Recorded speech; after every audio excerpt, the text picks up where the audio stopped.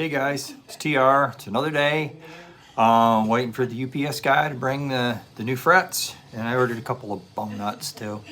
Ordered some more hardware parts today too. I still haven't made the decision on the guitar body.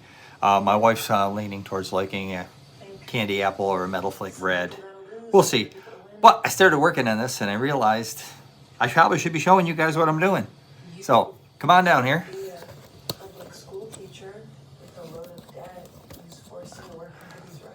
So I had this all radiused out and cleaned off. The thing is, these slots are full of junk from sanding it. Now, this is a fret slotting saw. I don't really want to saw into the slots. They're already cut. But I want to get the dust out of them. So I found what works really good is if I start at the back edge there, find the slot, work it in, and just gently draw towards me. It cleans the debris out nicely. Also, I got to hit the edges a little because if you remember, they were filled. And they're not filled now. The frets are going to have to go right out through them. So that's what I'm doing. Find the slot because I don't want to make any new ones. Unless I want to make some of the microtonal guitar things there, like Engine de Poutrine. I don't want to play microtonal, which, by the way, everybody's saying who knew that is because of the microtonal and stuff. But if you listen to Primus with Les Claypool playing that fretless bass, that gets pretty microtonal. Yeah, it does. So see, that's what I'm doing. I'm just dragging it across. I'm getting all the debris and stuff out of there. I'm not really sawing. I'm just cleaning. See, there we go. Hey there, down in the dungeon shop. And we've started putting the frets in. Figured I should bring you along here. There's a lot of ways you can glue them in. You don't have to glue them in. Some people say you should glue them in. The best argument I've got for gluing them in is it fills the channel under the fret and can give you better sustain. That right there sounds like a good reason, right? This is a beeswax paste wax. It's carnauba and beeswax is what it is. And this is going to keep the super glue from going where I don't want it to go. So I'm not going to talk about epoxy or wood glues. I'm just going to talk about the super glue. You could just put it in the slot. You put it right in the old slot here and put the fret in. That can be messy. Some people wick it down through the hole in the end and let it run down and then flip it over and let it run the other side they're supposed to meet. I don't seem to have a lot of space under there. The way you see a lot of people do it, which is what I'm trying, is getting really thin super glue, put your wax on, and putting it right along the edge. Oh, here. See if I can get this on camera. Right along the edge, and it should wick right up inside.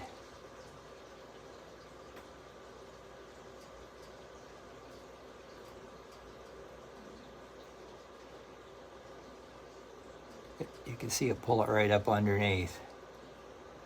And I likely don't need to do it from both sides because they say it could come right out the other side. But I'm doing it from both sides to make sure. Letting it wick right up in there. And then I'm wiping the excess off right away. And it will wipe off because there's a healthy amount of that beeswax around it. Then what I've been doing, just to make sure after I do that, take it over the old fret press here. And I have been giving it a little extra press. And as I go, I have been checking with feeler gauge to make sure I don't have any space underneath. Now, we get these. My son got me these. They came from Amazon. They're branded guitar tools. I don't know how long they're going to last, but this is what I was talking about before is I'm going to use them till they break. And then I'll buy a StewMax set, which is a shame Because StuMac sent me an email. If I spent $150, they would have given me one of their pair for free. But I didn't want to spend $150 at StuMac. Oh, now there's debate which way you do these. I prefer coming in sideways because I've tried both, and I tend to chew pieces of the guitar neck off if I do it this way. Doing it this way, you can get closer, but you can get so close you take some of the neck off. We don't want that. So this just makes for a little more work later, but you know, when you're doing your edges, you can get pretty close. Oh, my assistant is showing up. Can you hear him meowing? I'm trying to keep track of these little things. I don't plan on working on anything fine down here, but if I did, you know, they would mess it up good. So I'm throwing those out as I go. And then what I'm doing, I know this is overkill.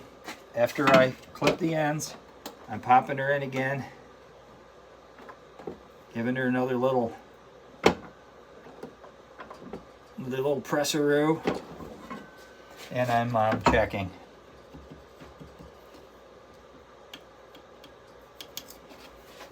The other thing I'm doing as I go here too, which is not a bad thing to do, is yes, get the old fret rocker, because that could tip me off to a high fret, right? It is great. You can use, you're going this way, so you can use really any part of it and catch your 3 frets. So that's looking pretty good there so far. So these are Fender frets. That's what I wanted. The ones that were in it were the Squier thin. I like what you would get like on a regular standard Stratocaster. That's the size fret I wanted. So that's what I bought. They are Fender branded. They said made in Japan. So I will kind of start this in the slot. I can take my little tool here and make sure my slot's clean. I've already gone through all these, but I don't want any wax down in there. Just want the wax on the outside. I can kind of start it with my fingers and get it to bite in there. And just about getting to the part where I can use my support for the neck. But I'll show you that when I get there. There we go. And we'll press. This is a caul that fits in my drill press. It's quite handy. And what I've been doing is after I do that, I've been coming through with the feeler gauge. And in case there's any, this one feels good, but if there's any uneven spots that stick up, I just give them a little, and then check them. Some people just use the hammer. The very first fret, ReFret I tried just using the hammer, and I had less than optimal results. But this seems to be working pretty good for me. And there again, like I said, I'm go slow to go fast. Make sure you do it right, and you'll be happy with yourself in the end that you did. So there's that. We'll get our wax. He thinks I'm actually talking to somebody. He's jealous, and he's going to keep screaming till I pay attention to him. I've been putting a little of the wax under here on the neck too, just in case. I mean, if I got it on there after, I mean, I'm sure you could just take some fine sandpaper and wet sand it, and it would just leave a shine, and you'd never know it was there. But I don't want to do that, so. And then I get my thin CA glue.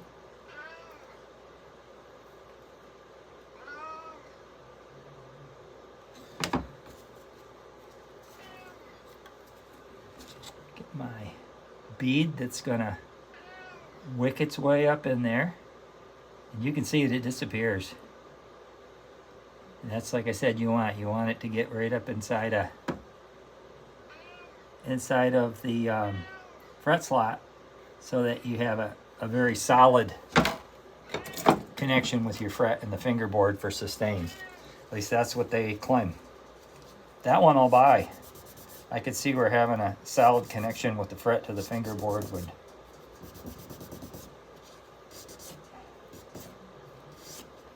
I could see where that would give you sustain. And then we'll clip her off.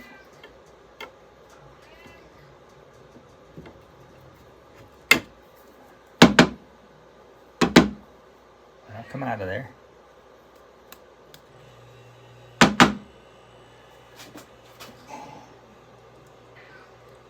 It doesn't want to give it up.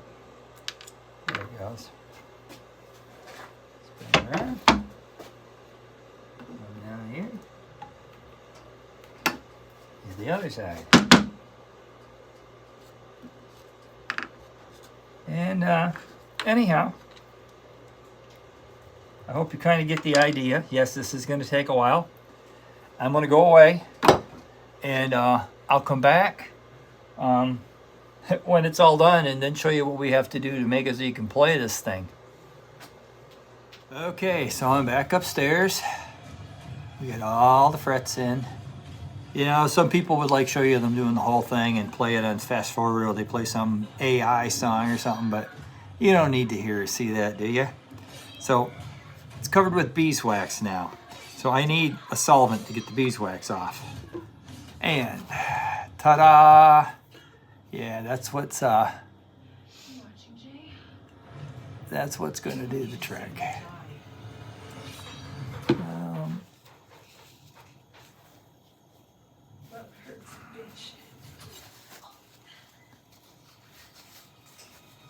It's like a mirror image I'm seeing in my phone. I think it comes out right when I bring it out. We're gonna find out. It's an exciting experiment.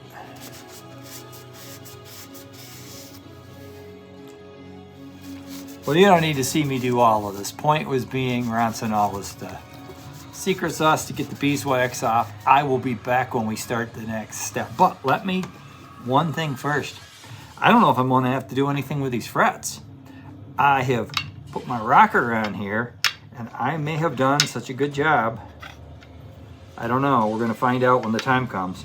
I may have done such a good job radiusing that fingerboard that there might not be any rocks. Now, there's no hurry. I can take my time and go over it good because body's gonna take a little bit to get here. We went with, my wife didn't like the idea of the yellow, but there's a red metal flake that she liked, and I kind of like that too. I did decide I'm going with the Goto tuners, so I did ream my holes out to 10 millimeters. And I didn't show you that because what's the title of this video? Let's refret a guitar, right? That's not refretting. So I'll be back and we'll move on to the next step after I get this cleaned up. Okay, I found one little spot that rocks a little bit right in here. Just a little, but you know, when you do a refret, it's taken for granted you're going to do a level and dress with it. It comes with the territory, but I'm just impressed. Yeah, a little one there too. Nope, no, maybe not. Maybe I need to go to the bigger thing. Yeah, it rocks a little teeny bit there too. But that's why we do that. But what's next? Well, this thing is a mega cheese. You'd say a guitar could be a cheese grater. You ought to feel this after that fret job with just cutting the ends off. They are sharp. So that's where this tool comes in. It has a straight 90-degree angled edge that's going to take the sides off. And then it has a 45 that's going to do the bevel. So first I'm going to do down through here like this. To do the nasty fret hangs. And when I get done doing that, I will take the beveled side and make a nice chamfer on the side. We'll be back when that's done. Okay, so we have the ever familiar neck taped off, getting ready for a fret level. I'm going to use this beam. This is a Rectify Master Katana. It was given to me by the company's owner, and I demoed it, and it's probably the only thing that's been given to my channel, other than winning things. It's designed so you can level your frets with the strings on, but I am going to use it just like a standard beam. Why don't I use my 9.5-inch radius block? Topic of big debate. If I use this on here, the bottom of the frets are 9.5 inches. The top of the frets are 9.5 inches plus how tall the frets are. For all intents and purposes, at the end of the day, does it matter for when you get done leveling it? No, it doesn't. But what will matter on the new frets is material will come off the outsides before it comes off the inside, and will make just more work for me, and I don't want to do that.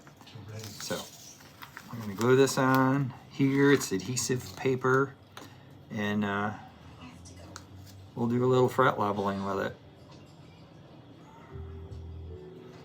Yeah, these things were crazy expensive. They were like $300, and the gentleman that owned the company, an Italian gentleman, but these are made in Japan, said he'd like to send me one to try out, because I guessed the reason why it was called a katana, because when you adjust it to level with the strings on, you turn this screw and it puts a curve in it to match your relief of your neck.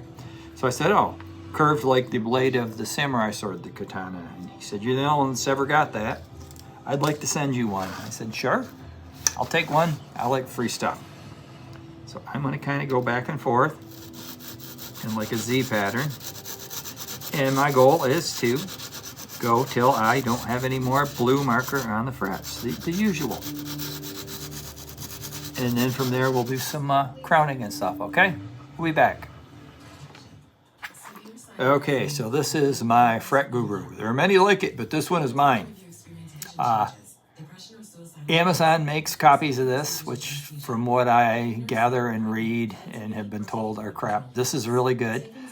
This is like a lot of other things. There are so many different things you could use and different ways to do this. Back just like with the whole thing with the whether to use a radius block or not. Important thing with the fret guru, because it's a regular file, is to have something to clean the grooves out with, some type of a wire brush. Wire brush, because it works. So I will select the size. I think these are pretty large. I'm going to do large, extra large, the medium jumbos. And I will go back and forth across this until it leaves just a little skinny line down the center. And you don't need to watch me do all of that, because like I said, I'm not into this instructional stuff. I'm just kind of showing you the steps as I go along. So that's the next step, and then we'll be back. I got this down to where there's just little blue lines across the top. It's time to get out the fret erasers. There are different grits. I'm going to start with the most coarse, work my way right up through, and give these frets the business, and we'll finish them off with some steel wool. Show you a little quick demo of what this looks like.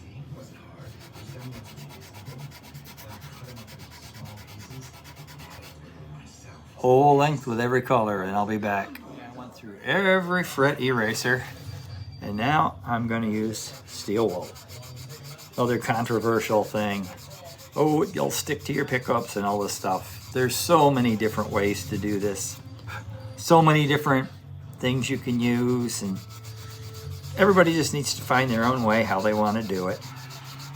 I've got some things I've tried that I like, other things I haven't liked. I've gone back to other things. It just depends. So anyways, that's where I'm at now. I'm hitting them with this, so be right back. Okay, back to some more. How does that look? What I have left to do now is to dress the fret ends. Oh, did I mention I got bone nut for it? Bone nuts are not expensive. They don't come on cheap guitars, I think, because bone nuts don't necessarily just pop out of molds ready to go. I think work needs to be done on them. Anyways, it's a pack of two bone bone nuts was $5.50. So $2.75 a piece, you know, and it's going to fit right in here. And what I do to dress the ends, I got my tools over here. This isn't a Stumac, but it's a wow. What brand is it? It's a Uchiki, which maybe sounds you're thinking Amazon. No, this was Philadelphia Lutherie. They sell like Hosco tools and things. They sell like made in Japan tools. This is a good file. It's got the safe edge, and it's a end dressing file, and I'm going to take the bite out of the ends. They're not as nasty as they were, but you still wouldn't want to play it. So that's what I'm going to do. You've probably all seen the videos of that where they come around and get the little sharp corner off the edge and make it feel good to play it. That's what I'm going to do. And when I get that done, that will be a ReFret. That's all there is to it. Key points, very important. Make sure your neck is straight the whole time. Check and double check with your as you go along. That's very important. And yeah, I'll probably do another video as I start putting the guitar together, but this is the part 2 of the refretting, because hey, it's refretted. Catch you guys here. Oh.